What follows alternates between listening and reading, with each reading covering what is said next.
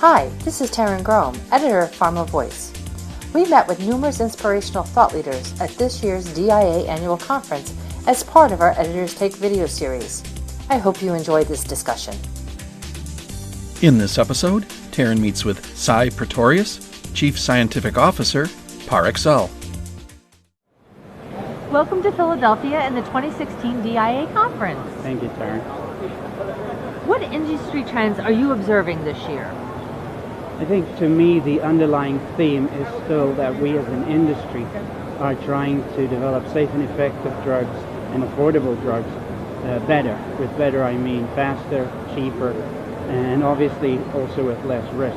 So in terms of key trends, I would say in terms of study design, that seems to be a hot focus area, specifically adaptive designs, personalized medicine, using that as an approach there. Patient recruitment and patient retention continues to be a hot topic. I think related to that, patient centricity in general. In terms of study execution, risk-based monitoring, that continues to be a hot topic, as is the importance of the Asia-Pacific region as a global destination in drug development. I think technology continues to be another big bucket, mobile technology, wearable devices. Not only these technologies, Darren, but also the data that they generate, so big data in general. And then I would say the final trend or final hot topic is around accelerated approval pathways. I think you've hit on all of the trends and the insights that we've been hearing so far at the show as well. And how is PAREXEL addressing these trends? We at PAREXEL have been and are working on a number of initiatives that basically address most or all of these trends that I just mentioned. And we've developed a clinical development optimization framework to help us think through these.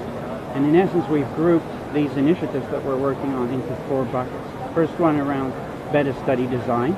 So that's the first bucket. Here we focus on trends such as protocol optimization, which is a service and an initiative that we have within PAREXEL and that I'm responsible for. We look at precision medicine, genomic medicine, and biomarkers. We focus on modeling and simulation, quantitative development.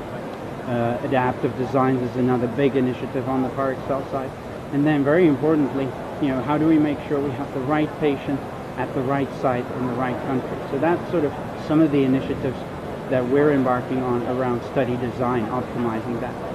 The second bucket is around study startup, and here we focus on making sure that we have creative ways to and innovative ways to get regulatory documentation to sites. We also focus on other technologies and working with sites in general, and also on clinical trial logistics. Third bucket being around how do we execute studies. Here we're very much focused on risk-based monitoring. I think that's a good example in that case.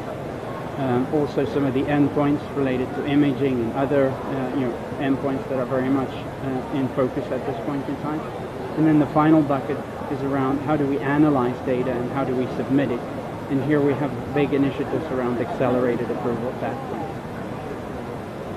It's very exciting. I think there are a lot of things that you're doing that are innovative, and I like to see how we're going to move the industry forward through some of these processes and products that you all are bringing to the foreground. What areas specifically are you seeing benefits in?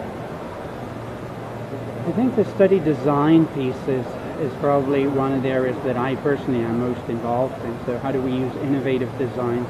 How do we get better as an industry in designing better studies? And I'll give sort of 2 data points to support the point I'm trying to make. As of today, almost between 40 to 50% of phase 3 trials still fail, which, if you think about it, is an absolute tragedy, both from a cost perspective, but also from a patient perspective. And very often that's due to design issues that could have and probably should have been prevented.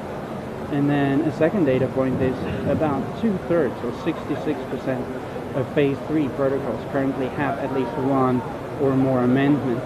Very often these amendments are written to address a design flaw.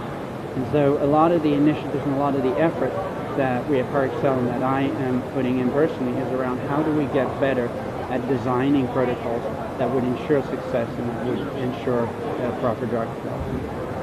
I want to thank you for joining us for our Editors Take Video program today. Thank you so much for having me, Karen. For more information on this topic, visit our Thought Leaders website. For more Editors Take Videos from the DIA Annual Conference, visit www.pharmavoice.com. Thanks for joining us.